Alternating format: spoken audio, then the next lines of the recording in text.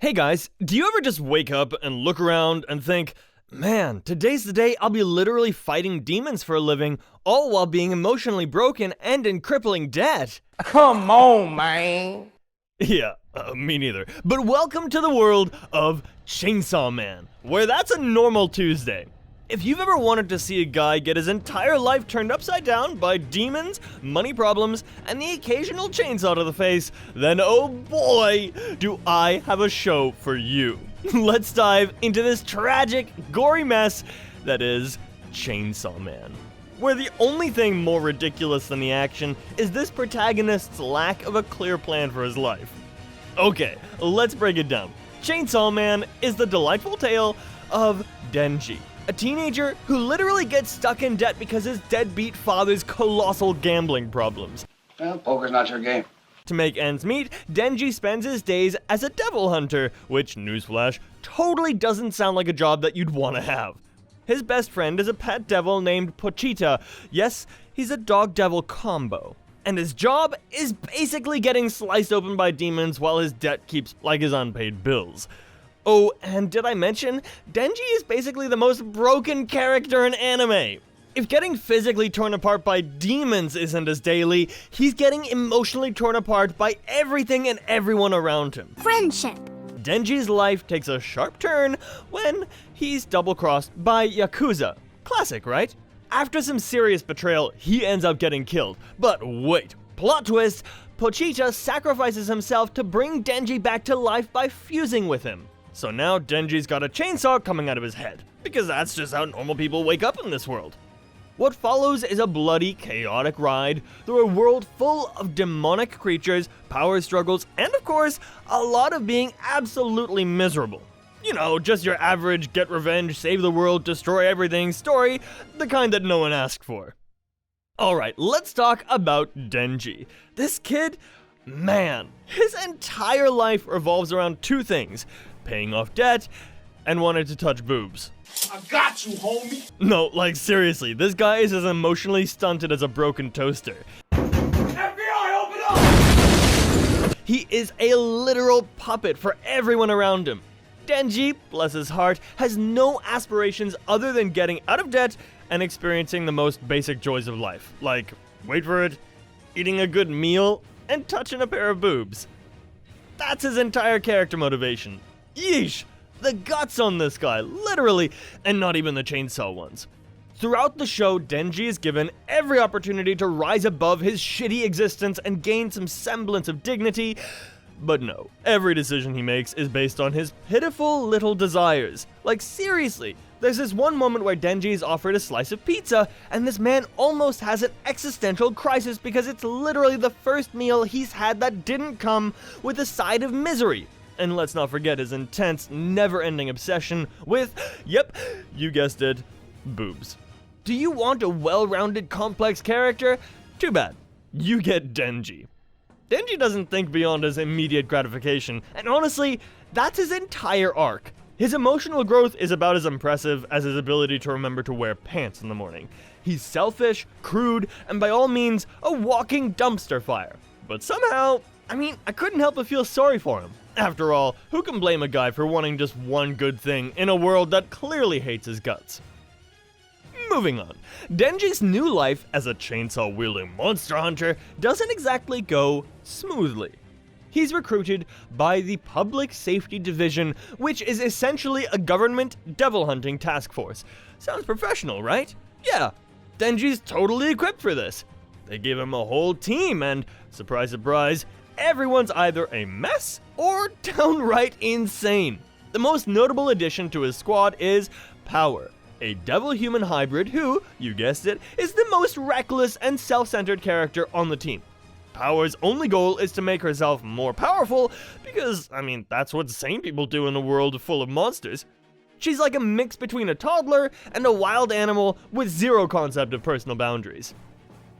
Then we've got Aki, who's supposedly the straight man of the team, except he's just as traumatized and broken as everyone else. He's on a mission to kill the devil that killed his family, but, let's be real, Aki's only function in this show is to look morally complex, while everyone else is too busy bleeding out. Does anyone in this series actually have a healthy relationship with themselves? Nope. Everyone's just surviving day to day, making bad decisions, and getting worse, while Denji's somehow the least messed up one. Oh, Power. Where do we even begin with this walking disaster?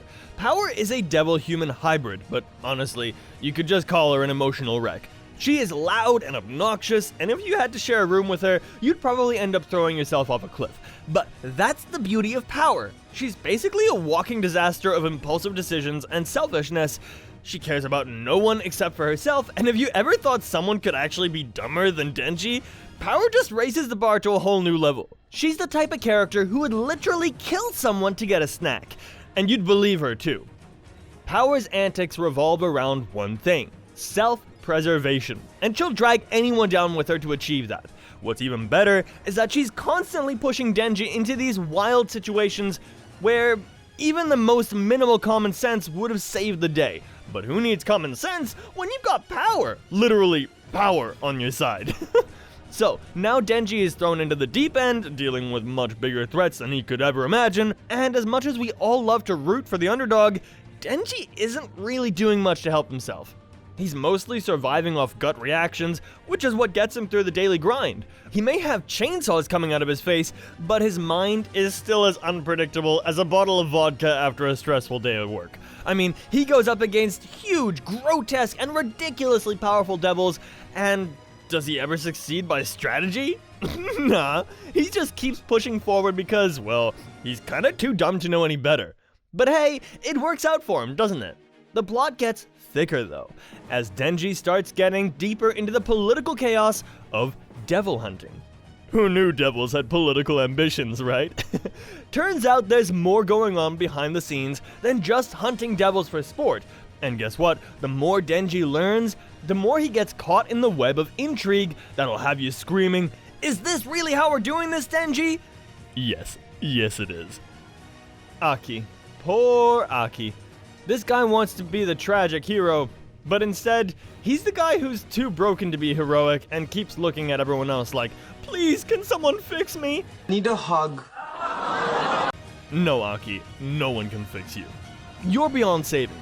Aki's whole arc is centered on revenge. Classic, right? He's out here chasing the devil that killed his family, and his poor decisions make him just another ticking time bomb in a world full of idiots. Does anyone in this series make a good decision? Nope, absolutely not. You're all fed, and Aki's just another character who's making terrible choices while doing his best to act like the mature one. Spoiler alert, he's not. Aki is literally the guy who looks at Denji and Power, rolls his eyes, and sighs like, "Why do I have to be the responsible one here?" You'd think after everything, Aki would learn to just let go. But no, he's still holding onto that tiny shred of moral decency like it's the last piece of food on a desert island. Good luck with that, Aki. You're just another tragic figure destined for doom. Let's talk about the inevitable, the predictable, the final boss situation. I mean, we all know it's coming. Denji, Aki, Power, all of them have to face the biggest devils, the ones that'll finally show them what true despair feels like. And let me tell you, Chainsaw Man does not disappoint when it comes to throwing its characters into the meat grinder. This series throws in more plot twists than a damn soap opera. You think Denji's gonna get a break? Nah. You think Aki's gonna live? Ha! Get ready for the heartbreak, betrayal, and you guessed it, more blood than you've ever seen in your life. Let's talk about the visuals here, because if you're going to sit through an anime with this much blood and gore, you might as well get something pretty to look at, right? And boy, does Chainsaw Man deliver. The animation is stunning. They put a bunch of budget into making sure every dismembered limb looks as crisp as possible. Seriously, the action sequences are so fluid and intense. It's like they've taken every horror movie you've ever seen and cranked it up to 11. Demons literally explode in the most visually satisfying way possible. They didn't just chop things off, they made sure to make an event of it. How about the character designs? They're fine.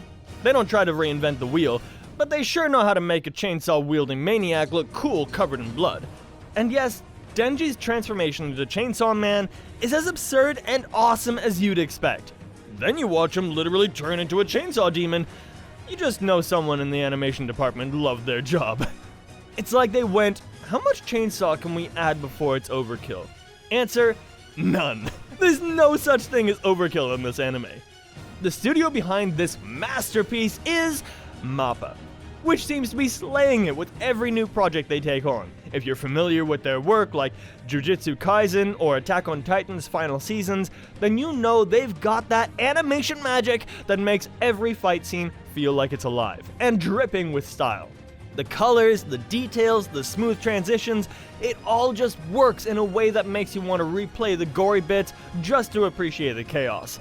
Now, let's talk about the music, because what's the point of chainsaws and demons if you don't have a killer soundtrack, right?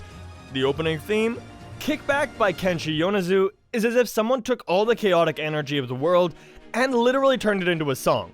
The song itself is upbeat, fun, and absolutely perfect for the absurdity of Chainsaw Man. It's like a 3-minute hype session that gets you ready for the wild ride ahead, whether that ride involves slaying demons, saving the day, or just watching people get ripped to shreds. You know, casual stuff, right? How about the soundtrack in general? It's got this chaotic yet oddly fitting vibe that matches the tone of the show. You'll find yourself nodding along to some of the tunes, all while watching characters get absolutely obliterated by devils. I mean, the music complements the action perfectly. Like it knows exactly when you need that emotional punch or that holy crap, what just happened moment. Honestly, I mean, the music does the heavy lifting when it comes to making the show feel even more intense than it already is. Alright, let's talk seasons. Chainsaw Man has only been around for 1 season so far, and has already cemented itself as one of the most hyped shows in recent memory. That first season aired late 2022, and it is 12 episodes of pure insanity. You'd think with all the hype they'd go for something longer, but MAPPA said like, nah, we'll just make the 12 episodes as packed as humanly possible. So yeah, Chainsaw Man Season 1 has come and gone, and now everyone's just sitting here waiting for the inevitable second season. Will we get more? More crazy demon fights? More existential crisis? Who knows? But one thing's for sure, Season 2 is going to be ridiculous, and the stakes are only going to get higher. The blood is going to get redder, and the chainsaws will get more chainsaw-y. If you're thinking, oh, is that it? No more? Don't worry, the show's popularity is enough to keep the wheels turning for future seasons. You can't just end Chainsaw Man after 1 season when people are demanding more carnage. I mean, get ready for another round of emotional trauma, power struggles, and existential despair, all wrapped up in a chainsaw-shaped package. The tone of Chainsaw Man is like that friend who invites you over, promises a fun time, and then makes you watch everyone get annihilated by chaos. I mean, it's alright. The entire show is a perfect mix of absurd violence, emotional trauma, and absolute absurdity. This series doesn't know whether it's a drama or a dark comedy, and honestly, I kinda think it's both. Denji is our broken, cynical hero who somehow keeps living, and every character around him seems more like a tool for his emotional unraveling. And you know what? It kinda works. The entire show is a dark, twisted joke, and we're all just kinda going along for the ride. Chainsaw Man is everything you never wanted in a protagonist, and everything you didn't know you needed in a show. If you're not into morally bankrupt characters, absurd violence, and a twisted sense of humor, then maybe watch something else. But if you're down for a chaotic ride full of devils, chainsaws, and heartbreaks, then buckle up, cause this show's here to ruin you. And honestly, that's why we all love it. Catch you next time.